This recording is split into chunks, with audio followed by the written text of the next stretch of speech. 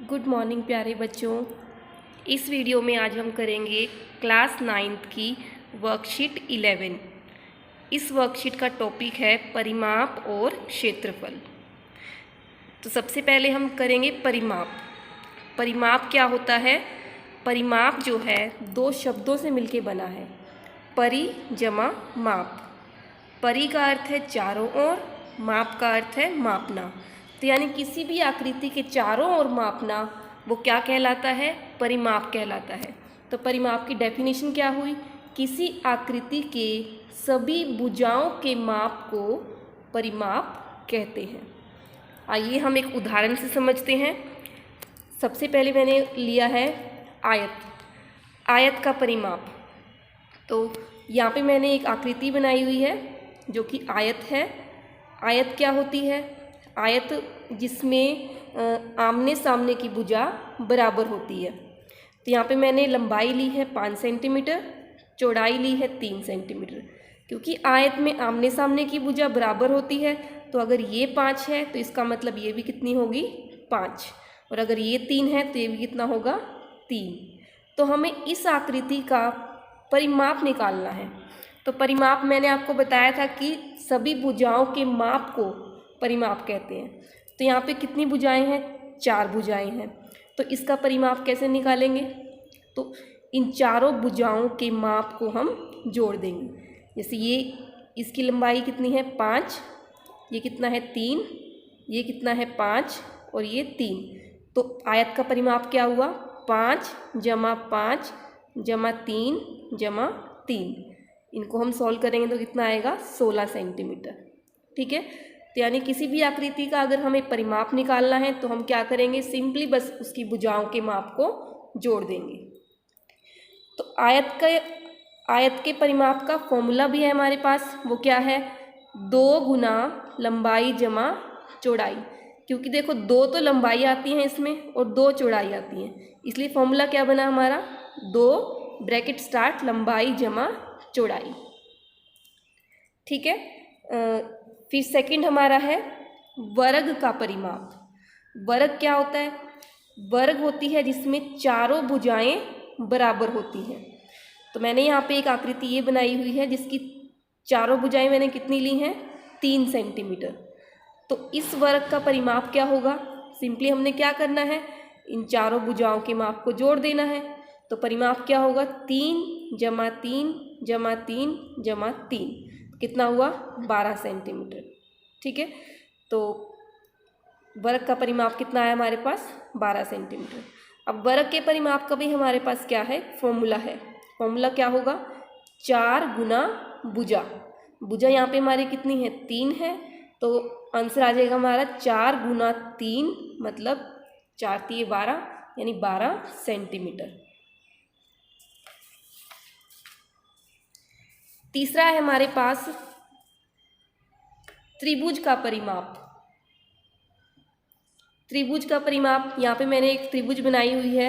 उसकी तीनों भुजाएं मैंने ली हैं 3 सेंटीमीटर, 4 सेंटीमीटर, 5 सेंटीमीटर। तो परिमाप क्या होगा? तीनों भुजाओं के मापों का योग, मतलब 3 जमा 4 जमा 5 यानी कि 12 सेंटीमीटर। तो परिमाप निकालना बहुत ही आसान है। कोई भी आकृति अगर आपको दे देंगे तो आपको सिंपली बस उस आकृति की सारी भुजाओं के माप को जोड़ना है। नेक्स्ट अब हम करेंगे क्षेत्रफल। क्षेत्रफल क्या होता है? किसी बंद आकृति द्वारा घेरे हुए स्थान को क्षेत्रफल कहते हैं। कोई भी बंद आकृति कितना भी स्थान घेरती है उसको हम क्या बोलेंगे? उसका क्षेत्रफल। ठीक है।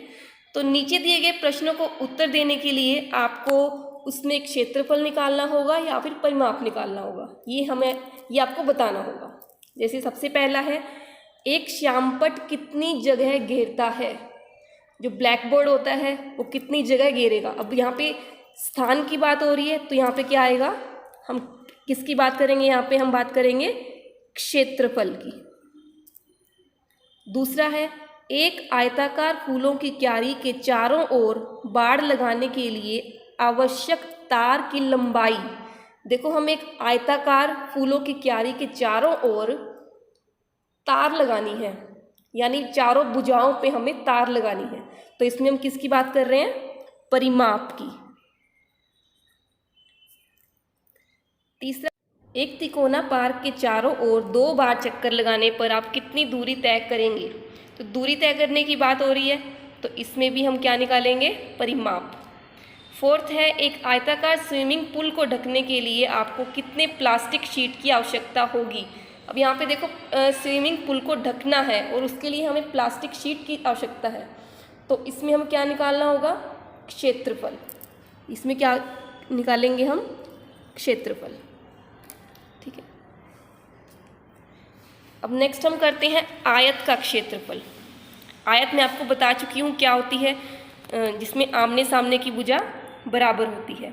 तो आयत का क्षेत्रफल का फॉर्मूला क्या होता है? लंबाई गुना चौड़ाई। तो यहाँ पे एक आकृति बनी हुई है जिसमें लंबाई हमें दी गई है 5 सेंटीमीटर और चौड़ाई हमें दी गई है 3 सेंटीमीटर। तो क्षेत्रफल क्या हो जाएगा?